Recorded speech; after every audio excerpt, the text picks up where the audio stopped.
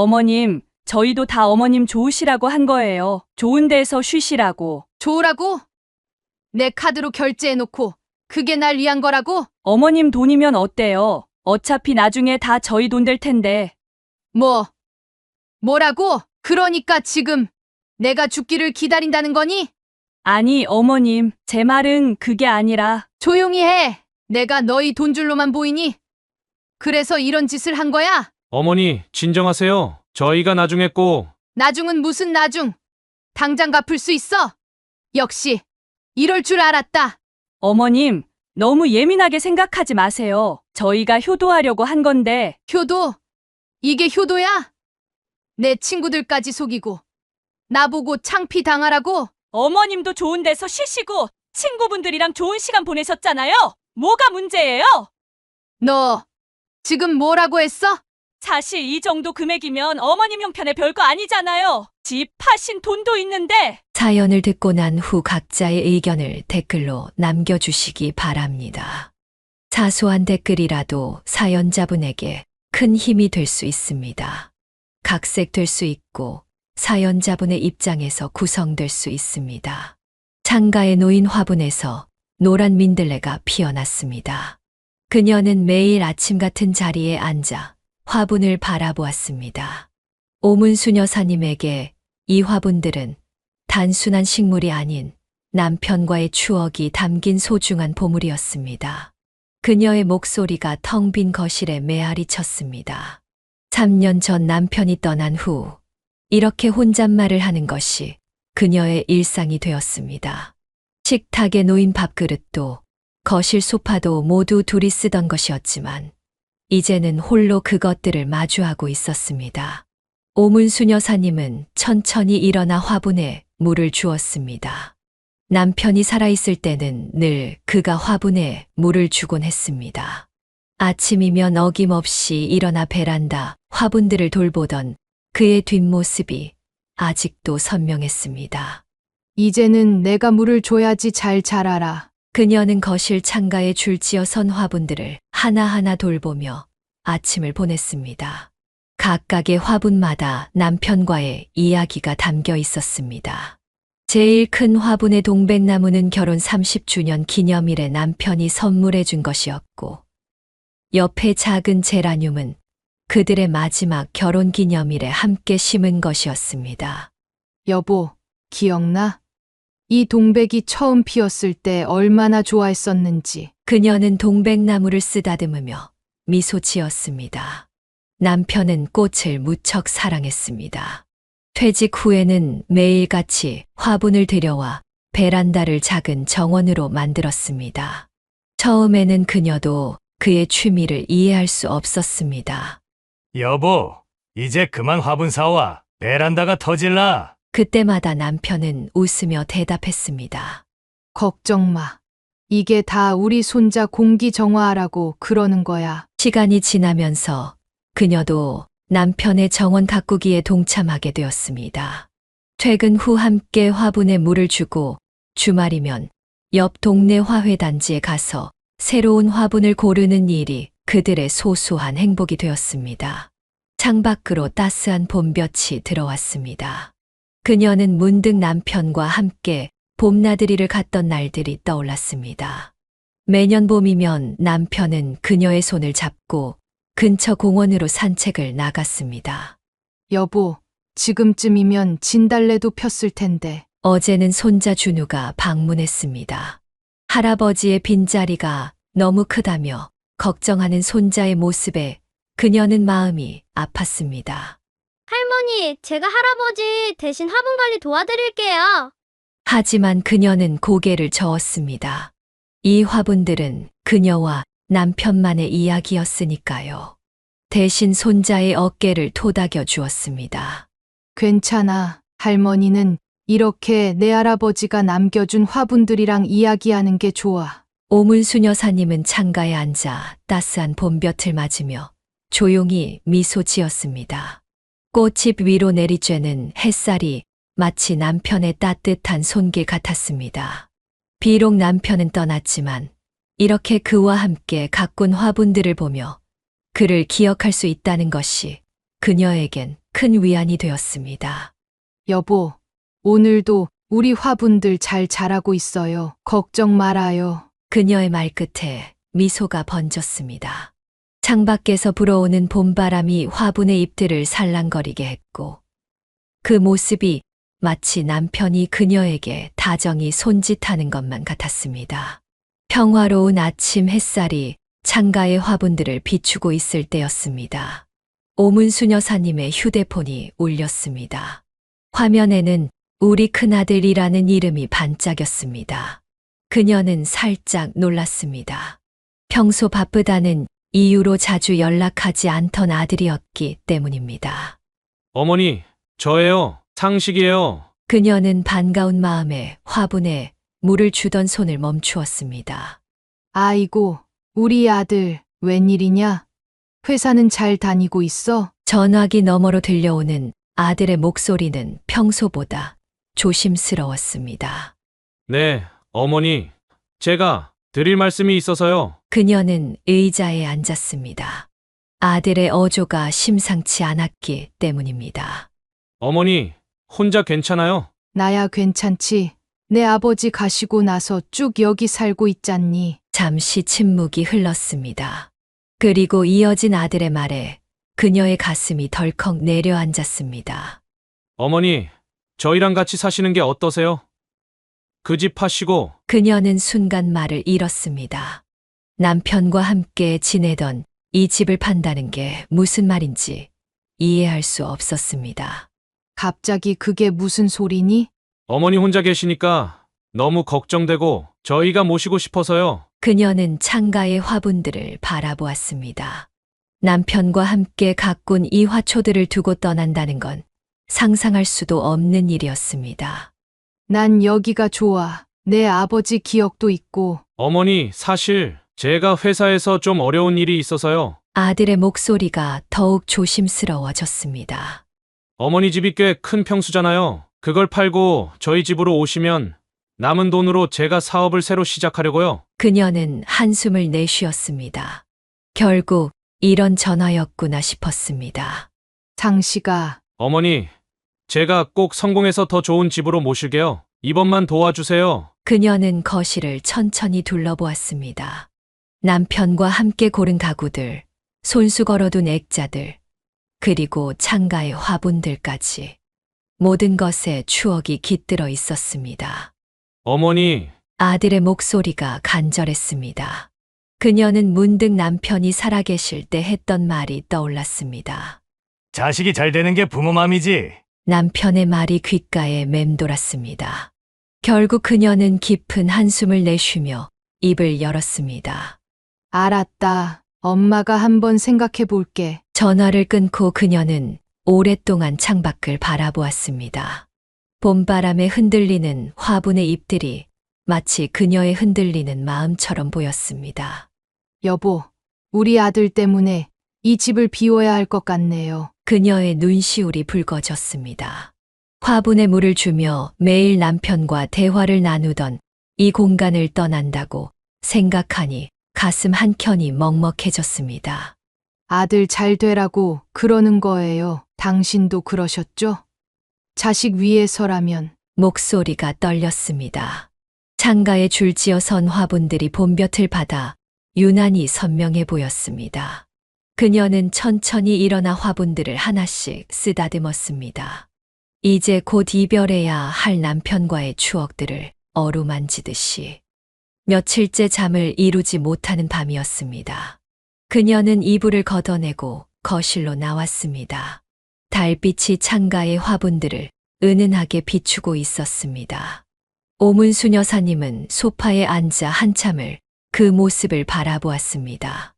여보, 난 어떻게 해야 하나요? 그때 현관 초인종이 울렸습니다. 늦은 시간에 찾아온 손님은 다름 아닌 아들 상식이었습니다. 어머니, 아직 안 주무셨네요. 그는 어머니의 얼굴을 살피며 조심스럽게 말을 이었습니다. 어머니, 제가 솔직히 말씀드리려고 왔어요. 그녀는 아들의 표정이 심상치 않음을 직감했습니다. 상식은 깊은 한숨을 내쉬더니 서류 한 뭉치를 꺼내 놓았습니다. 사실 회사에서 대출을 좀 받았었는데 이자를 감당하기가 너무 힘들어요. 서류를 펼치자 빼곡한 숫자들이 눈에 들어왔습니다. 그녀는 숫자를 하나하나 짚어가며 아들의 설명을 들었습니다. 생각보다 상황이 심각해 보였습니다. 어머니 집만 팔면 제가 꼭 다시 일어설 수 있을 것 같아요. 그녀는 잠시 눈을 감았습니다. 남편이 물려준 이 집에는 30년이 넘는 세월이 고스란히 담겨 있었습니다.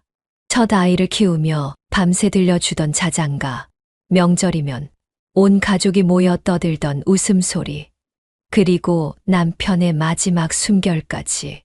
장씨가 어머니, 이번만 도와주시면 절대 후회하지 않게 해드릴게요. 차용증도 써드릴게요. 아들은 주머니에서 또 다른 서류를 꺼냈습니다. 이미 준비해온 차용증이었습니다. 이건 또 뭐니? 어머니 돈 받으실 수 있게 확실히 해두려고요. 제가 이번에는 꼭 성공해서 어머니 실망시키지 않을게요. 그녀는 남편과 찍은 사진이 걸려있는 벽을 바라보았습니다. 그 사진 속에서 남편이 말하는 것만 같았습니다. 우리 상식이 잘 되는 게 당신 소원이잖아요. 창밖에서 바람이 불어와 화분의 잎사귀를 흔들었습니다. 그녀는 천천히 고개를 돌려 아들을 바라보았습니다. 어릴 적 아버지 닮았다고 좋아하던 그 눈이 지금은 피곤해 절어 있었습니다. 차용증은 얼마를 쓰려고? 어머니 집 시세가 6억 정도 되니까 일단 5억만 써놓을게요. 나머지는 어머니 새로 집 구하시는데 쓰시고요. 그녀의 손이 떨렸습니다. 남편과 평생을 함께한 이 집의 가치가 이렇게 숫자로 환산되는 것이 참 서글펐습니다. 시간을 좀 주면 안 되겠니? 어머니, 제가 다음 주까지 이자를 못 내면 신용불량자가 돼요. 그러면 정말 다시는 일어설 수가 없어요. 아들의 목소리가 떨렸습니다. 그녀는 문득 남편이 위독했을 때가 떠올랐습니다. 그때도 이런 심정이었을까요? 아무것도 해줄 수 없다는 무력감. 알았다. 엄마가 도와줄게. 차용증에 도장을 찍는 그녀의 손이 바들바들 떨렸습니다. 아들은 얼른 차용증을 가방에 넣고는 안도의 한숨을 내쉬었습니다. 어머니, 정말 감사합니다. 제가 꼭 성공해서. 그녀는 아들의 말을 끝까지 듣지 않고 자리에서 일어났습니다. 창가로 걸어가 화분들을 하나하나 매만졌습니다. 이 화분들은 가져갈 수 있는 거지? 네, 어머님, 당연하죠. 새 집에도 예쁜 베란다가 있어요. 아들이 돌아간 후 그녀는 밤새 잠을 이루지 못했습니다. 서재에 있는 서류들을 정리하다가 결혼식 앨범을 발견했습니다. 젊은 시절 남편과 찍은 사진들이 가득했습니다. 여보, 우리 아들 잘 되라고 이러는 거예요. 이해하시죠? 앨범을 넘기는 그녀의 눈에서 눈물이 흘러내렸습니다. 마지막 장에는 얼마 전까지 함께 찍었던 가족 사진이 있었습니다. 그녀는 사진 속 남편의 얼굴을 오래도록 바라보았습니다. 다음 주부터는 이 집에서 당신을 볼 수 없게 되네요. 창밖으로 새벽이 밝아오고 있었습니다. 그녀는 천천히 일어나 화분에 물을 주기 시작했습니다. 매일 아침 하던 일이었지만 오늘따라 유난히 마음이 무거웠습니다. 이제 얼마 남지 않은 이 일상이 참 소중하게 느껴졌습니다. 이사한 지 일주일이 지났습니다. 그녀는 아침 일찍 일어나 새로운 베란다로 나갔습니다.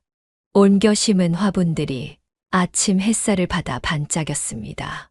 오문수 여사님은 물뿌리개를 들고 화분들을 돌보기 시작했습니다.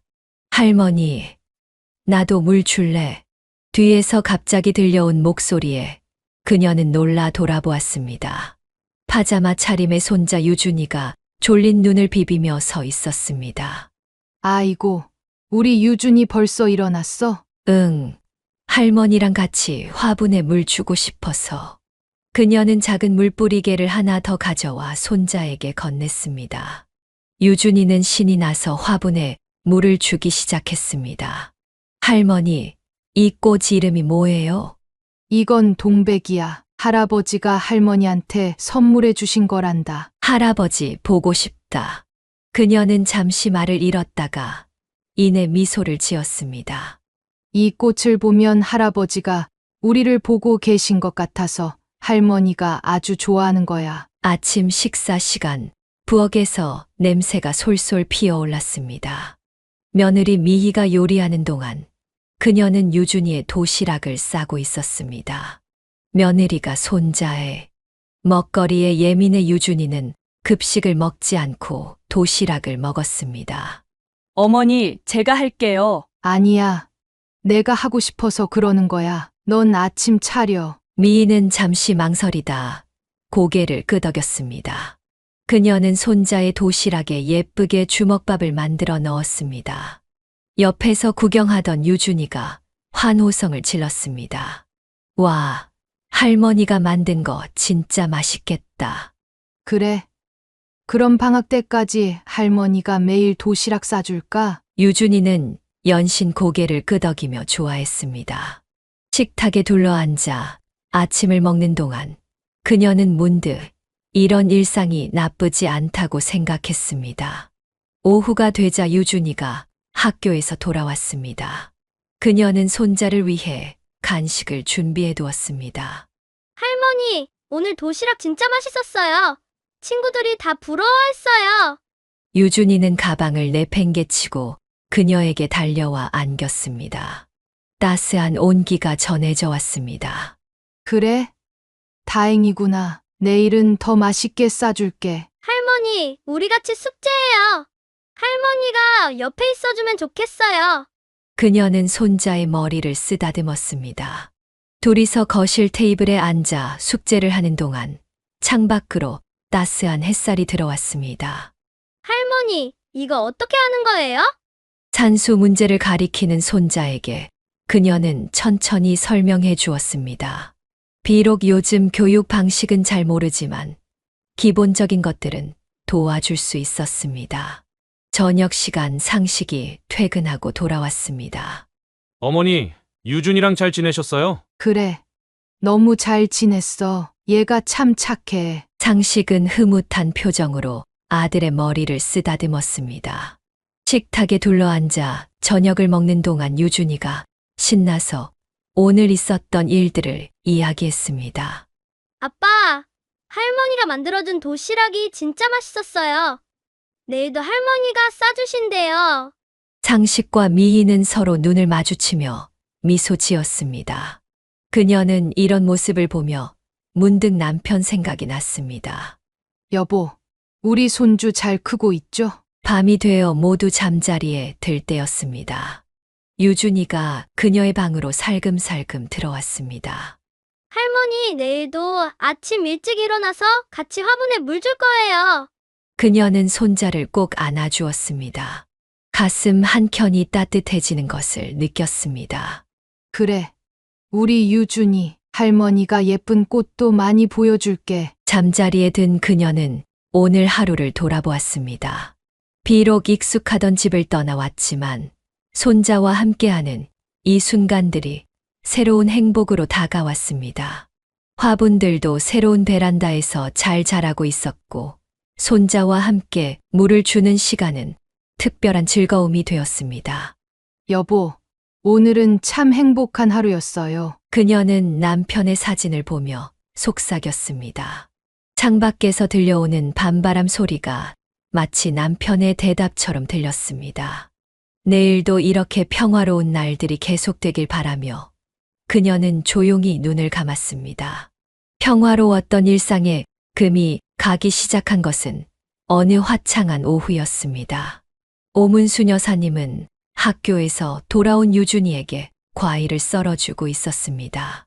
할머니가 사과 예쁘게 깎아줄게. 그때 주방에서 요리하던 미희가 갑자기 돌아보며 날카로운 목소리를 냈습니다. 어머니, 지금이 어떤 시간인데 간식을 주세요? 계속 간식 주시니까 유준이가 저녁을 안 먹잖아요. 그녀는 순간 손을 멈추었습니다. 미희가 성큼성큼 다가와 도마 위에 사과를 치웠습니다. 유준아, 방에 가서 숙제해. 간식은 없어. 하지만 엄마, 방에 가라고. 유준이는 눈물이 그렁그렁한 눈으로 할머니를 바라보다가 고개를 숙이고 방으로 들어갔습니다. 그녀는 말없이 칼을 내려놓았습니다. 어머니, 제가 몇 번이나 말씀드렸잖아요. 아이 간식은 제가 정해서 줄게요. 다음 날 아침, 그녀는 평소처럼 유준이의 도시락을 준비하고 있었습니다. 어머니, 그렇게 반찬을 짜게 하시면 어떡해요? 유준이 피부도 안 좋아지고 미희가 도시락을 뺐다시피 해서 열어보았습니다. 이런 음식은 안 돼요. 제가 다시 싸줄게요. 그녀가 정성껏 만든 도시락이 쓰레기통으로 들어가는 걸 지켜보며 그녀의 마음도 함께 쓰레기통에 버려지는 것 같았습니다. 주말 오후 유준이와 함께 TV를 보고 있을 때였습니다. 그때 미희가 거실로 들어왔습니다. TV를 보자마자 미희의 얼굴이 일그러졌습니다. 유준아, 지금이 TV 볼 시간이야? 학원 숙제는 했어? 피아노는 연습했고? 엄마, 조금만 더 보면 안 돼요? 안 돼, 공부해야지. 지금 무슨 소리야? 유준이가 방으로 들어간 후 미희는 그녀를 노려보았습니다. 어머니, TV는 주말에도 1시간만 보기로 했잖아요. 왜 자꾸 규칙을 어기세요? 그녀는 입술을 깨물었습니다. 며느리의 말투에는 더 이상 존중이 느껴지지 않았습니다. 유준이의 방에서 울음소리가 들렸습니다. 그녀가 가보려 하자 미희가 앞을 막았습니다. 제가 갈게요. 어머니는 신경 쓰지 마세요. 저녁 식사 시간, 상식이 돌아왔을 때 미희가 말을 꺼냈습니다. 여보, 어머님이 자꾸 유준이 교육에 방해가 돼요. 내가 정한 규칙을 다 무시하시는 거야. 어머니, 유준이 엄마 말이 맞는 것 같아요. 요즘 교육은 좀 다르잖아요. 그녀는 숟가락을 내려놓았습니다. 목구멍으로 넘어가는 밥알 하나하나가 돌멩이처럼 느껴졌습니다. 다음 날 아침, 유준이가 몰래 그녀의 방으로 찾아왔습니다. 할머니, 나 학원 가기 싫어요. 그녀가 손자를 안아주려는 순간 미희가 방문을 벌컥 열었습니다. 유준아, 왜 또 할머니 방에 와 있어? 빨리 나와. 내가 몇 번을 말했어. 공부할 시간에 자꾸 할머니한테 와서 붙어 있지 말라고. 유준이를 데리고 나가는 미희의 모습을 보며 그녀의 가슴이 찢어지는 듯 했습니다. 창가의 화분들마저 시들어가는 것만 같았습니다. 여보, 내가 잘못하고 있는 걸까요? 남편의 사진을 바라보며 그녀는 중얼거렸습니다. 하지만 이제 더 이상 대답해주는 이도 없었습니다. 저녁이 되어 유준이가 학원에서 돌아왔을 때 그녀는 손자에게 다가가려 했습니다. 하지만 미희가 먼저 손자의 손을 잡았습니다. 유준아, 방에 가서 숙제해. 할머니는 피곤하실 테니까 방해하지 말고. 발걸음을 돌리는 유준이의 뒷모습이 그렇게 작아 보일 수가 없었습니다. 그녀는 자신의 방으로 들어와 문을 닫았습니다. 창밖으로 들리는 매미 소리가 그녀의 울음소리를 대신하는 것만 같았습니다. 아침부터 거실이 소란스러웠습니다. 오문수 여사님은 더 이상 참을 수 없다는 듯 벌떡 일어섰습니다. 이제 더는 못 참겠네. 내가 뭘 그렇게 잘못했다고 매일 이러는 거야? 미희도 지지 않고 맞섰습니다. 어머님이 자꾸 유준이 교육에 차질을 빚게 하시잖아요. 제가 아무리 말씀드려도 교육? 애한테 이게 무슨 교육이야? 숨도 못 쉬게 하면서. 그녀의 목소리가 높아졌습니다. 식탁에 앉아있던 유준이가 겁에 질린 얼굴로 두 사람을 번갈아 보았습니다.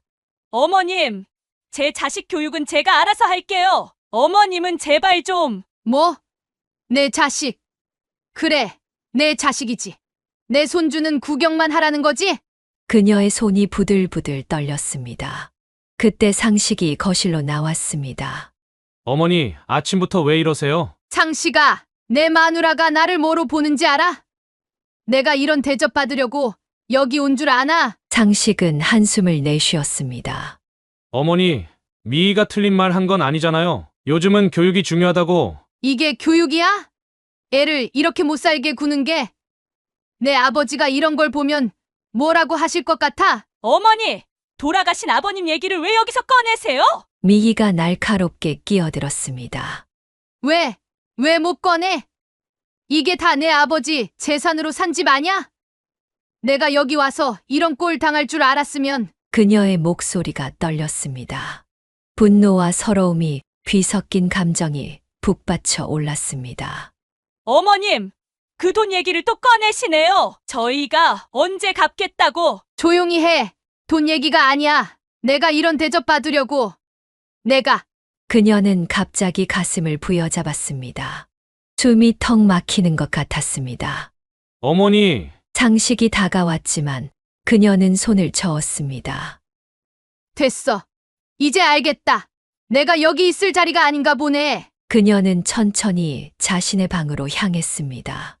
문을 닫고 들어가 캐리어를 꺼냈습니다. 옷가지들을 던지다시피 넣으면서 눈물이 흘러내렸습니다. 여보, 이제 어떻게 해야 하나요? 짐을 싸는 소리를 들었는지 방문이 열렸습니다. 상식이 들어왔습니다. 어머니, 그만하세요. 어디 가시려고? 너희 편한 대로 살아. 이제 방해되는 늙은이가 없어질 거야. 어머니, 됐어. 내가 마누라 편만 들 거면서 뭘. 차라리 나가서 고시원에서 살겠어. 그때였습니다. 방문 밖에서 훌쩍이는 소리가 들렸습니다. 유준이가 울면서 방으로 뛰어들었습니다. 할머니 가지 마세요, 제발. 유준이가 그녀의 치마폭에 매달렸습니다. 그녀의 손에서 캐리어가 떨어졌습니다. 할머니가 가면 저는 어떡해요? 아이의 눈물에 그녀의 마음이 흔들렸습니다. 밖에서 미희가 들어왔습니다. 평소와는 다른 약간 수그러든 목소리였습니다. 어머님, 저도 죄송해요.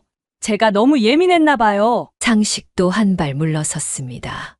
어머니, 우리 다시 한번 잘해보면 안 될까요? 유준이도 이렇게 우는데 그녀는 손자를 바라보았습니다. 유준이의 눈물 젖은 얼굴이 남편과 너무나 닮아 보였습니다. 할머니, 제발요. 그녀는 깊은 한숨을 내쉬었습니다. 창가의 화분들이 눈에 들어왔습니다. 저 화분들처럼 뿌리를 내리고 다시 한번 시작해볼까요?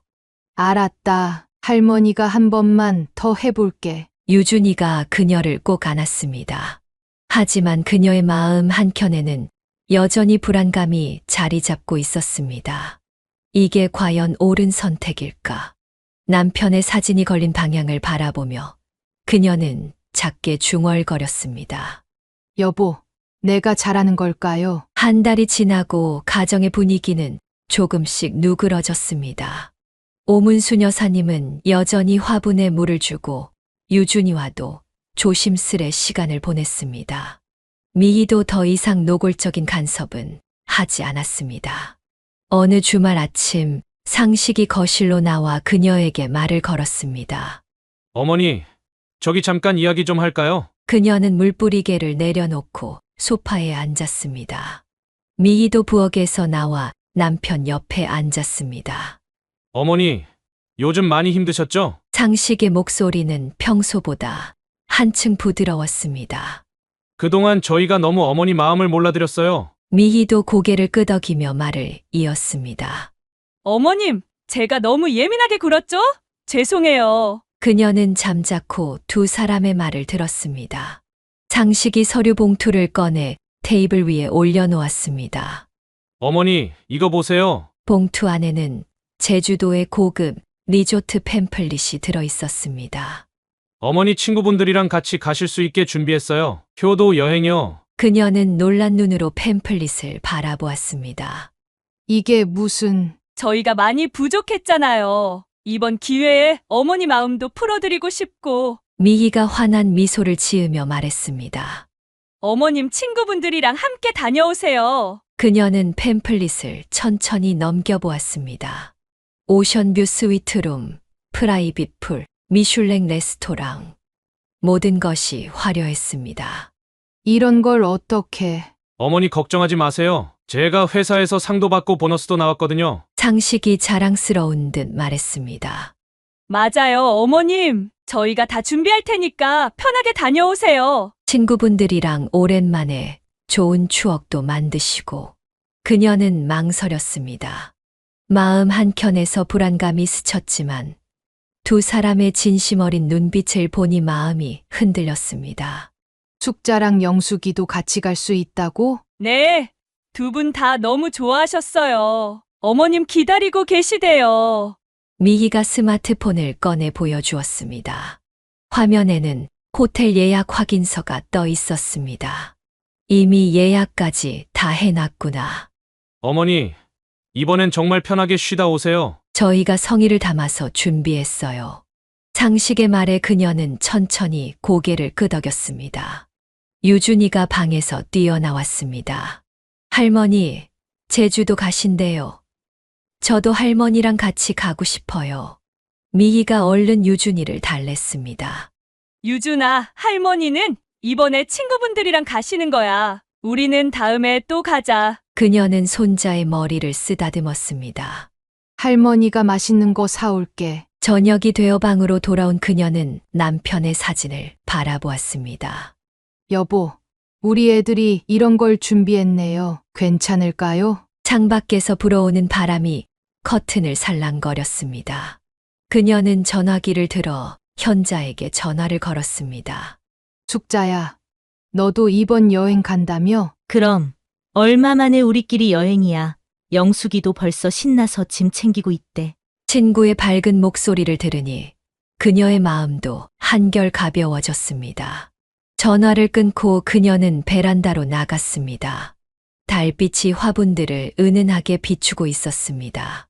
여보, 잠시 여행 다녀와도 될까요?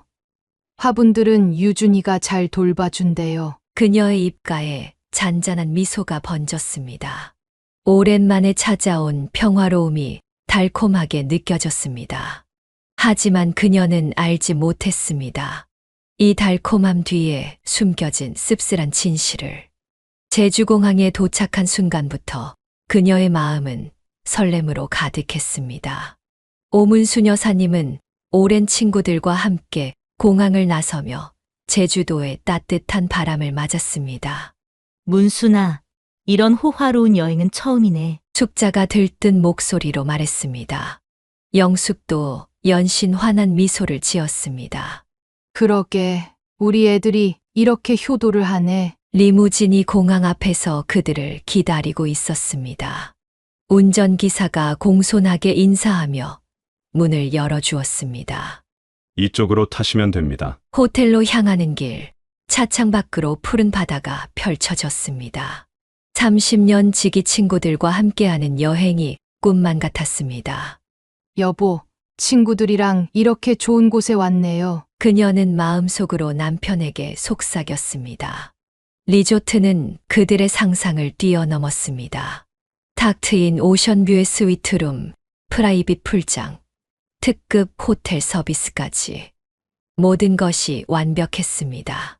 아이고, 이런 곳에서 우리가 묵는다니. 영숙이 감탄하며 방 안을 둘러보았습니다. 창밖으로 보이는 에메랄드빛 바다가 눈부시게 빛났습니다. 첫째 날, 그들은 미슐랭 레스토랑에서 저녁을 먹었습니다. 코스 요리가 하나둘 나올 때마다 연신 감탄이 터져 나왔습니다. 문순아, 내 아들이 정말 큰 효도를 하네. 숙자의 말에 그녀는 미소 지었습니다. 하지만 왠지 모를 불안감이 스쳐 지나갔습니다. 둘째 날, 그들은 와이너리 투어를 했습니다. 푸른 포도밭을 거닐며 와인 시음을 하는 동안 그녀는 문득 집에 있는 화분들이 생각났습니다. 유준이가 잘 물을 주고 있겠지. 셋째 날은 요트 투어였습니다. 햇살 아래 반짝이는 바다 위에서 세 친구는 오랜만에 마음껏 웃고 떠들었습니다. 우리 젊었을 때로 돌아간 것 같지 않아? 영숙의 말에 모두가 고개를 끄덕였습니다.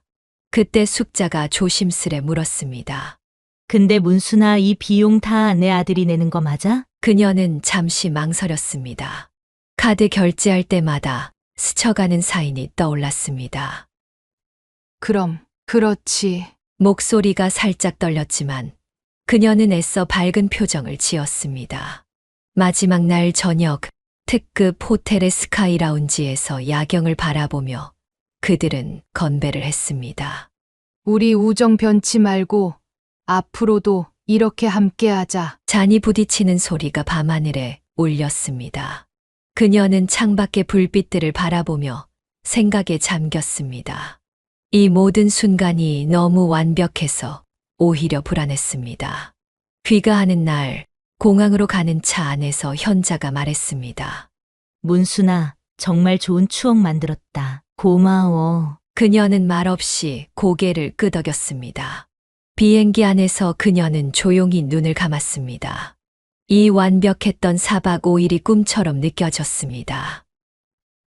여보, 이 여행이 끝나면 무슨 일이 기다리고 있을까요? 그녀의 마음 한켠에서 불안감이 잠시도 떠나지 않았습니다.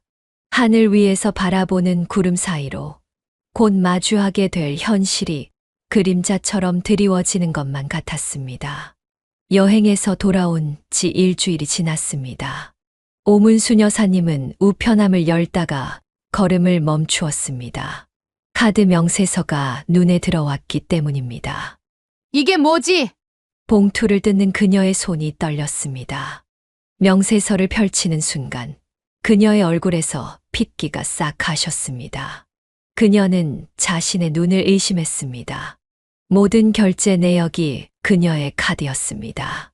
친구들의 목까지 모두. 이럴 수가. 그녀는 소파에 털썩 주저앉았습니다. 순간 여행 중 카드를 건네받았던 순간들이 스쳐 지나갔습니다. 어머님, 제가 결제할게요. 미희가 웃으면서 카드를 받아들던 모습, 매번 사인을 부탁하며 자연스럽게 건네주던 순간들. 모든 것이 계획된 것이었습니다. 목이 메어왔습니다. 두 손으로 얼굴을 감싸 쥐었지만 눈물이 멈추지 않았습니다. 명세서 맨 아래의 금액이 흐릿하게 보였습니다. 총 결제 금액 745만 원. 그때 현관문이 열리는 소리가 들렸습니다. 상식과 미희가 들어왔습니다. 어머니, 장 보고 오셨어요? 미희의 목소리는 평소와 다름없이 밝았습니다. 그녀는 천천히 고개를 들어 두 사람을 바라보았습니다. 손에 든 카드 명세서가 바들바들 떨렸습니다. 이게 무슨 짓이니? 상식이 명세서를 발견하고 순간 굳어졌습니다. 미희도 얼굴색이 변했습니다. 어머니 그게? 여행 경비 이게 왜 다 내 카드로 결제가 되어 있는 거냐? 그녀의 목소리가 점점 높아졌습니다. 너 효도 여행이라더니 효도 여행이 이런 거냐? 어머니, 진정하시고. 진정. 내가 어떻게 진정을 해? 내가 얼마나 우습게 보였으면 이런 짓을 해? 그녀는 벌떡 일어섰습니다. 다리가 후들거렸지만 마음만은 단단했습니다. 갑자기 가슴이 찢어질 듯이 아파왔습니다. 숨을 쉴 수가 없었습니다. 어머니, 상식이 다가왔지만 그녀는 손을 휘저었습니다. 오지마, 가까이 오지마. 미희가 말을 보태려 했습니다. 어머님, 저희가 나중에 꼭. 조용히 해. 니들이 얼마나 잔인한 짓을 한 줄 알아? 내 친구들까지 속이고. 그녀는 흐느끼며 주저앉았습니다. 화분들 사이로 비치는 햇살이 그녀의 눈물을 반짝이게 했습니다. 여보, 우리가 이런 자식을 뒀네요. 남편의 사진을 바라보며 그녀는 중얼거렸습니다. 상식이 무슨 말을 하려 했지만 그녀는 더 이상 듣고 싶지 않았습니다. 나가. 당장 내 방에서 나가. 방으로 들어와 문을 잠그는 순간 그녀의 두 다리에 힘이 풀렸습니다. 바닥에 주저앉아 흐느끼는 그녀의 어깨가 파르르 떨렸습니다. 창밖에서는 봄바람이 불어왔지만 그녀의 마음속에는 한겨울보다 더 차가운 바람이 몰아치고 있었습니다. 방 한켠에는 여행에서 찍은 사진들이 있었습니다. 환하게 웃고 있는 얼굴들. 그 모든 것이 거짓이었다고 생각하니 가슴이 더욱 미어졌습니다. 다음 날 아침 오문수 여사님은 거실에서 상식과 미희를 기다리고 있었습니다. 밤새 한숨도 자지 못한 그녀의 눈에는 피곤함이 가득했습니다. 어머니, 오늘은 일찍 일어나셨네요. 미희가 평소처럼 밝은 목소리로 인사를 했습니다. 마치 어제의 일은 없었다는 듯이. 앉아라, 둘 다. 그녀의 낮은 목소리에 두 사람은 조심스럽게 자리에 앉았습니다. 이제라도 설명해 볼래? 어떻게 이런 짓을? 장식이 먼저 입을 열었습니다. 어머니, 사실 처음에는 제가 모시려고 했어요. 보너스도 나올 거고 회사에서 성과급도 받을 거라고 해서. 그래서 그런데 갑자기 회사 상황이 안 좋아져서 보너스는커녕 급여도 밀리고 그때 이미 호텔이랑 다 예약해둔 상태였는데 그럼 취소하면 될 것을. 왜 이런 짓을 한 거야? 어머니 친구분들도 다 기대하고 계시고 차마 취소한다고 못하겠더라고요. 그래서 그래서 내 카드로 몰래 결제했다는 거지? 죄송해요, 어머니. 나중에 꼭 갚으려고. 그때 미희가 끼어들었습니다. 어머님, 저희도 다 어머님 좋으시라고 한 거예요. 좋은 데서 쉬시라고. 좋으라고? 내 카드로 결제해놓고 그게 날 위한 거라고? 어머님 돈이면 어때요? 어차피 나중에 다 저희 돈 될 텐데. 미희의 말에 방 안의 공기가 얼어붙었습니다. 장식도 놀란 듯 아내를 쳐다보았습니다. 뭐라고? 그녀의 목소리가 떨렸습니다. 그러니까 지금 내가 죽기를 기다린다는 거니? 아니, 어머님, 제 말은 그게 아니라. 조용히 해. 그녀가 탁자를 내리쳤습니다. 꽃병에 물이 출렁거렸습니다. 내가 너희 돈줄로만 보이니? 그래서 이런 짓을 한 거야? 어머니, 진정하세요. 저희가 나중에 꼭. 나중은 무슨 나중? 당장 갚을 수 있어? 두 사람은 말이 없었습니다. 그녀는 쓴웃음을 지었습니다. 역시 이럴 줄 알았다. 그때 미희가 또다시 입을 열었습니다. 어머님, 너무 예민하게 생각하지 마세요. 저희가 효도하려고 한 건데. 효도? 이게 효도야? 내 친구들까지 속이고 나보고 창피 당하라고? 어머님도 좋은 데서 쉬시고 친구분들이랑 좋은 시간 보내셨잖아요. 뭐가 문제예요? 미희의 뻔뻔한 태도에 그녀의 눈앞이 새하얘졌습니다. 너 지금 뭐라고 했어? 사실 이 정도 금액이면 어머님 형편에 별거 아니잖아요. 집 파신 돈도 있는데. 이 못된 거사! 그녀가 벌떡 일어섰습니다.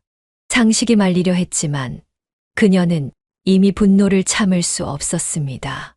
당장 이 집에서 나가! 둘 다! 어머니, 진정하시고. 내가 어떻게 진정을 해? 내 돈으로 호의호식하더니 이제는 내 죽음까지 기다린다고? 당장 나가! 유준이가 방에서 놀라 나왔습니다. 할머니, 그녀는 손자의 눈물 어린 얼굴을 보고 더욱 가슴이 미어졌습니다. 유준아, 미안하다. 할머니가. 그때 미희가 유준이를 확 끌어안았습니다. 유준아, 할머니가 지금 많이 화나셨나 봐. 우리 방에 가자. 이러고도 내가 엄마야? 애한테까지 이런 식으로. 그녀는 서랍에서 통장을 꺼냈습니다. 내일 변호사 만나러 갈 거야. 차용증도 있고 이번 카드 내역도 있으니 두고 보자. 어머니. 나가. 더는 너희 얼굴 보기 싫어. 방으로 들어와 문을 잠그는 그녀의 귓가에 유준이의 울음소리가 들렸습니다. 창가의 화분들이 흐릿하게 보였습니다. 여보, 우리가 이런 자식들 때문에 이런 꼴을 당하네요. 밖에서는 봄비가 내리기 시작했습니다. 창밖으로 떨어지는 빗방울처럼 그녀의 눈에서도 멈추지 않는 눈물이 흘러내렸습니다. 이른 아침 오문수 여사님은 집을 나섰습니다. 손에는 차용증과 카드 명세서가 들어있는 서류 봉투가 들려 있었습니다. 며칠 밤을 뜬 눈으로 고민한 끝에 그녀는 결단을 내렸습니다. 법률사무소 앞에 도착하자 잠시 발걸음이 멈추었습니다. 여보, 제가 이러는 게 맞는 걸까요? 그녀는 깊은 한숨을 내쉬었습니다. 하지만 이내 고개를 들고 사무실로 들어섰습니다. 안녕하세요. 박 변호사님 뵙고 싶은데요. 친구 숙자가 소개해준 변호사였습니다. 잠시 후 그녀는 단정한 정장 차림의 중년 변호사와 마주 앉았습니다. 어떤 일로 오셨나요? 그녀는 떨리는 손으로 서류들을 꺼냈습니다. 제 아들 문제로 왔습니다. 한참 동안 그녀의 이야기를 들은 변호사가 심각한 표정으로 말했습니다. 이건 명백한 사기죠. 효도 여행이라며 어머님을 속이고 카드를 사용한 것도 문제지만 차용증까지 있으니 승소 가능성은 매우 높습니다. 정말 제가 이래도 되는 걸까요? 당연하십니다. 자식이라고 해서 부모의 재산을 마음대로 써도 되는 건 아니에요. 변호사는 차용증을 자세히 들여다보았습니다. 5억이라 집을 파신 돈이군요. 이건 꼭 돌려받으셔야 합니다. 그녀의 눈시울이 붉어졌습니다. 제가 자식을 고소하는 나쁜 어미인가요? 어머님, 이건 자식을 버리는 게 아니라 바로 세우는 거예요. 이대로 두시면 아드님도 계속 잘못된 길로 갈 겁니다. 변호사의 말에 그녀는 고개를 끄덕였습니다. 창밖으로 비치는 햇살이 눈물에 반사되어 빛났습니다. 소장은 제가 오늘 바로 준비하겠습니다. 어머님은 이 서류들만 서명해 주세요. 서류에 서명하는 그녀의 손이 떨렸습니다. 한 글자 한 글자를 쓸 때마다 가슴이 미어졌습니다. 여보, 우리 아들을 고소하네요. 사무실을 나서는 그녀의 발걸음이 무거웠습니다. 그때 전화가 울렸습니다. 상식이었습니다. 어머니, 어디 계세요? 내가 왜 변호사 만나러 가셨다면서요? 제발 그러지 마세요. 제가 잘못했습니다. 이제 와서 시간만 좀 주세요. 제가 꼭 갚을게요. 그녀는 전화를 끊었습니다. 귓가에 울리는 아들의 목소리가 가슴을 파고들었습니다. 집으로 돌아오는 길, 그녀는 공원에 들러 벤치에 앉았습니다. 옆자리에는 어린 아들을 안고 있는 젊은 어머니가 있었습니다. 젊은 엄마의 다정한 목소리에 그녀의 눈시울이 다시 붉어졌습니다. 상식이가 어렸을 때가 떠올랐습니다. 이제 돌이킬 수 없는 거겠지. 하늘을 올려다보니 구름 사이로 햇살이 비치고 있었습니다. 마치 남편이 그녀의 결정을 지지하는 것만 같았습니다. 그녀는 천천히 일어섰습니다. 봄바람이 불어와 그녀의 머리카락을 흔들었습니다. 이제 더는 망설일 수 없었습니다. 마지막 모성의 이름으로 아들을 바로 세워야 했습니다. 재판이 열리는 날, 오문수 여사님은 법정 입구 앞에서 잠시 발걸음을 멈추었습니다. 법원 복도에서 마주친 아들 상식과 며느리 미희는 그녀를 보자마자 고개를 숙였습니다. 어머니, 상식이 다가오려 했지만 박 변호사가 앞을 막아섰습니다. 재판 시작하기 전까지는 접촉을 삼가 주시죠. 법정에 들어서자 그녀의 심장이 떨렸습니다. 검은 법복을 입은 판사가 입장하고 재판이 시작되었습니다. 박 변호사가 차분하게 사건의 개요를 설명했습니다. 피고들은 효도 여행이라는 명목으로 원고를 기망하여 745만 원의 카드 대금을 결제하였으며 이는 원고의 의사에 반하는 명백한 사기 행위입니다. 또한 집을 담보로 한 5억 원의 차용증건도 맞은편에서 상식과 미희의 변호사가 반박했습니다. 피고들은 순수하게 어머님을 위한 효도 여행을 준비했을 뿐입니다. 다만 갑작스러운 회사 사정으로 그렇다면 왜 원고의 카드로 결제하면서 이를 숨겼습니까? 판사가 상식을 바라보며 물었습니다. 피고는 답변하시기 바랍니다. 상식이 떨리는 목소리로 말했습니다.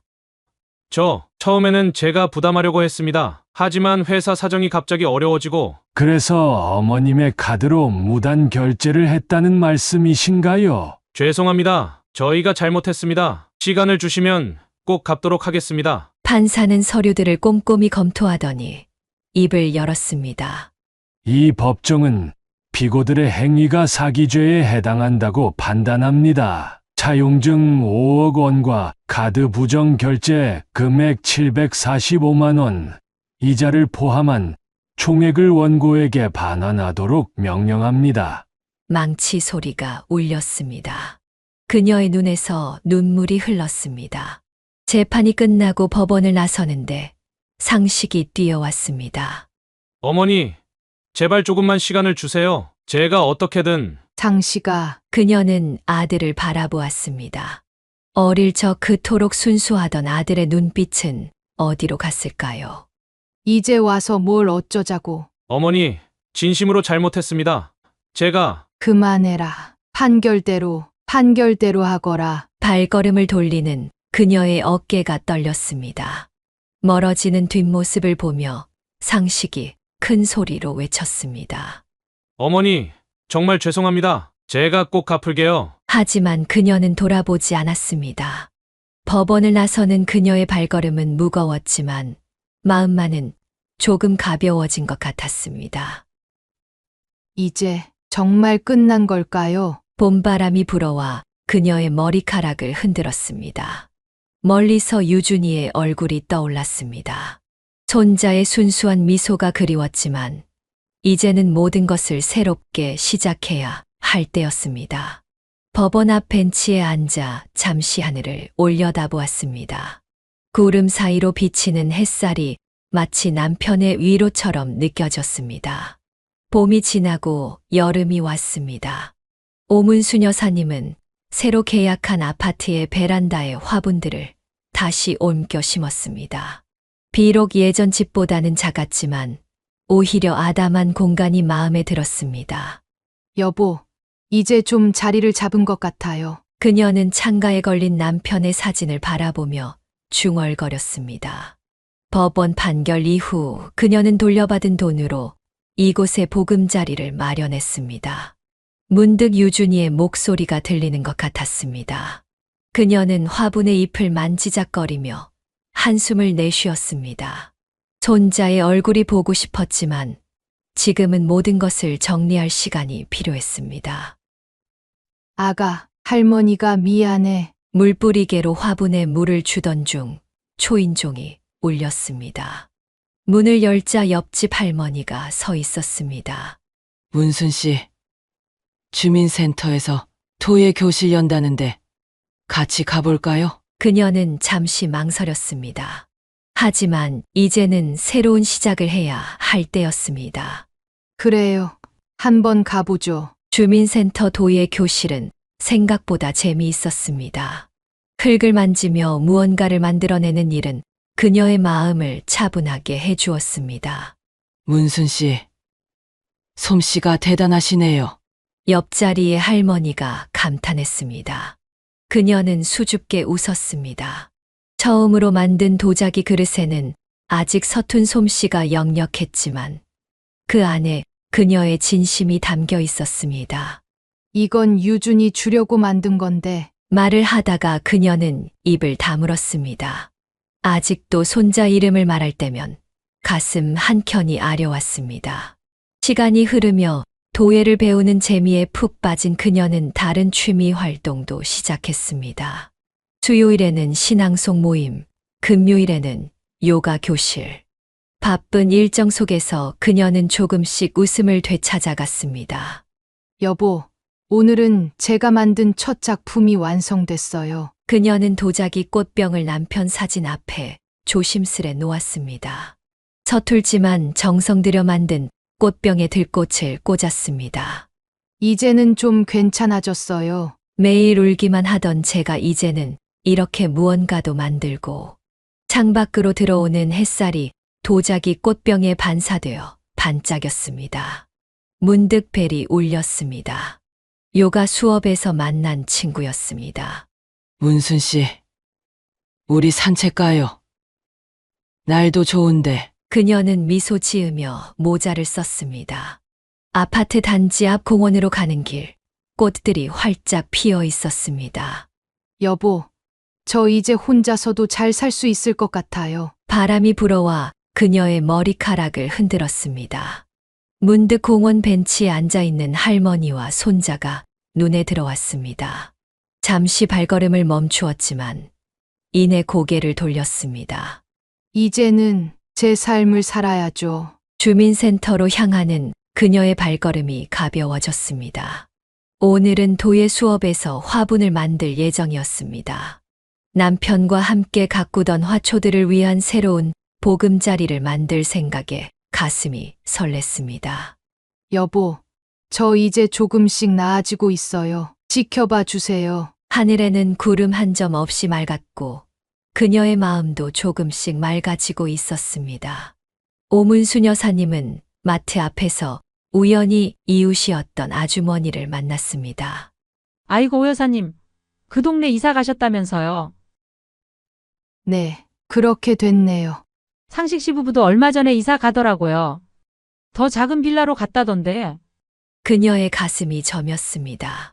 아들네가 결국 집을 처분했다는 소식이었습니다. 그날 저녁 유준이에게서 전화가 왔습니다. 할머니, 우리 이사 왔어요. 그래, 새 집은 좋으니? 별로예요. 방도 좁고 엄마가 짜증도 많이 내고. 전화 너머로 미희의 날카로운 목소리가 들렸습니다. 유준아, 전화는 이제 그만하고 학원 갈 준비해. 할머니, 저 이제 가봐야 해요. 소화기 너머로 들리는 발소리. 미희가 전화를 받았습니다. 어머님, 이제 유준이 많이 바빠질 거예요. 그래도 주말에는 말이 끝나기 전에 전화가 끊어졌습니다. 통화가 끝나고 그녀는 한동안 전화기를 내려놓지 못했습니다. 여보, 우리 손주를 이제 볼 수도 없게 되나 봐요. 일주일 후 그녀는 우연히 유준이의 학교 앞을 지나가다 손자를 보았습니다.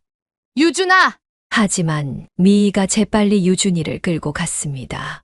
어머님, 죄송하지만 유준이 지금 학원 가야 해요. 수학 학원 끝나면 영어 학원 가고 그 다음에 피아노. 이 시간에 벌써 학원을?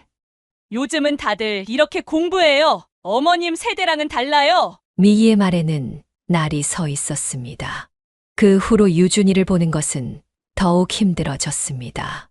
주중에는 늦은 시간까지 학원을 다녔고 주말이면 어김없이 미희 친정으로 갔습니다.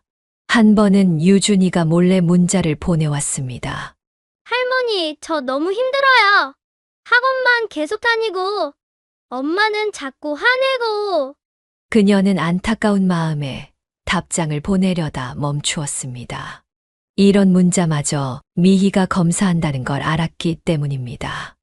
어느 날 오후 그녀는 도예의 교실에서 만든 도자기 그릇을 들고 아들네 새 집을 찾아갔습니다. 유준이 생일 선물로 주고 싶었습니다. 어머님, 이런 거 안 받아도 돼요. 유준이는 지금 학원 가야 하고. 미희는 현관문 앞에서 그녀를 막았습니다. 잠깐만이라도. 어머님이 자꾸 이러시면 유준이 공부에 방해돼요. 제가 얼마나 힘들게 애 가르치는데. 결국 그녀는 도자기 그릇을 들고 돌아설 수밖에 없었습니다. 엘리베이터를 기다리는 동안 유준이의 방에서 피아노 소리가 들렸습니다. 어찌나 슬픈 멜로디인지 그녀의 눈에서 눈물이 흘렀습니다. 여보, 우리 손주가 저렇게 힘들어하는데 전 아무것도 해줄 수가 없네요. 집으로 돌아온 그녀는 베란다의 화분들을 물끄러미 바라보았습니다. 예전에 유준이와 함께 물을 주던 때가 떠올랐습니다. 이제는 그런 소소한 행복마저 빼앗긴 것 같아 가슴이 아팠습니다. 화분 사이로 불어오는 바람이 그녀의 한숨을 실어 날랐습니다. 도자기 그릇을 내려다보며 그녀는 작게 중얼거렸습니다. 이제는 정말 남이 되어가나 봐요. 며칠째 계속되는 가을비가 내리던 날이었습니다. 오문순 여사님은 우연히 유준이의 학원 앞을 지나가다 미희의 목소리를 듣게 되었습니다. 유준아, 할머니처럼 그렇게 살면 안 돼. 공부도 안 하고 맨날 텔레비전이나 보고 그래서 할머니는 평생 저렇게 사는 거야. 유준이의 작은 목소리가 들렸습니다.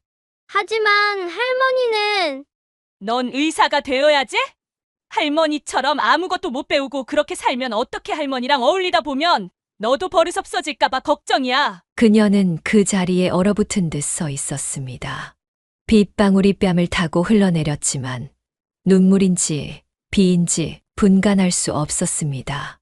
다음 날 마트에서 장을 보던 중 우연히 유준이를 마주쳤습니다. 유준아. 하지만 유준이는 그녀를 보자마자 고개를 돌리고 다른 통로로 가버렸습니다. 미희가 유준이의 손을 잡고 그녀 앞으로 왔습니다. 어머님, 이제 유준이는 공부에 전념해야 해요. 할머니랑 놀 시간 없어요. 나는 그저 어머님이 계속 이러시면 유준이 미래에 안 좋은 영향을 미쳐요. 어머님처럼 살면 안 되잖아요. 미희의 도끼 어린 말에 그녀의 가슴이 찢어지는 것 같았습니다. 유준이는 고개를 숙인 채 그 자리에 서 있었습니다. 며칠 후 유준이의 학교 운동회가 있었습니다. 그녀는 멀리서라도 손자의 모습을 보고 싶어 학교 담장 밖에서 지켜보고 있었습니다. 미희가 다른 학부모들에게 말하는 소리가 들렸습니다. 유준이가 요즘 공부가 안 되는 것도 다 저런 할머니 영향 때문이야. 애가 할머니 닮아가는 것 같아서 걱정이야. 운동장에서 달리기를 하던 유준이가 그녀를 발견했습니다. 잠시 걸음을 멈추는가 싶더니 이내 고개를 돌리고 달려가 버렸습니다. 집으로 돌아온 그녀는 남편의 사진 앞에서 한참을 울었습니다. 여보, 내가 이렇게 형편없는 사람이었나요? 우리 손주까지 이렇게. 그때 문자 한 통이 왔습니다. 유준이였습니다. 할머니 죄송해요. 전 할머니가 좋은데 엄마가. 문자는 거기서 끝났습니다. 아마도 미희가 핸드폰을 검사하다가 발견했을 것입니다.